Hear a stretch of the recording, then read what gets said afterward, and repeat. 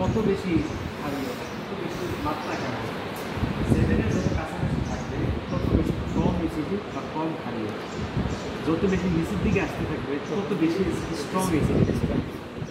আর একইভাবে 7 থেকে যত বেশি উপরের দিকে যেতে থাকবে তত বেশি ক্ষারের মাত্রা কিন্তু বাড়তে থাকবে। কথা বুঝে গেছে? জি। এই ছোটো ছোটো জিনিস এই শিখতে হবে। এবার যেটা বলতে চাচ্ছি এটা হলো ক্যালিব্রেশন করতে হবে। এখানে 3 রকমের বাফার সলিউশন আছে। এখানে হলো এটা বাফার সলিউশন হলো 10, এটা পিএইচ নির্দিষ্ট, হ্যাঁ নির্দিষ্ট পিএইচ। এটা পিএইচ হলো এটা পিএইচ কি ওঠানামা করে না? না, ওটা ওই যে 7 যেটা, হ্যাঁ এটা হলো পিএইচটা হলো, এটার পিএইচ কত? 10। এটার পিএইচ কত? এটার পিএইচ কত? 4।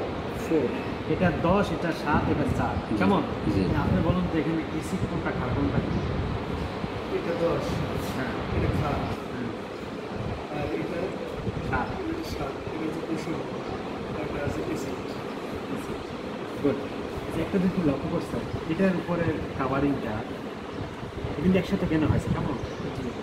এটার লেখাটা কিন্তু স্পষ্ট, এরকম লেখা কিন্তু এটার মধ্যেও আছে, এইরকম লেখা এটার মধ্যেও ছিল, এটা লেখাগুলো কই গেছে? অ্যাসিডের কারণে। কথা বুঝতে পারছি যে আশেপাশে থেকে কি এফেক্ট হয়। এবার আরেকটা কথা বলতে চাচ্ছি, এটা হলো এখানে বলা হয়েছে 25, এটার পিএইচ কত?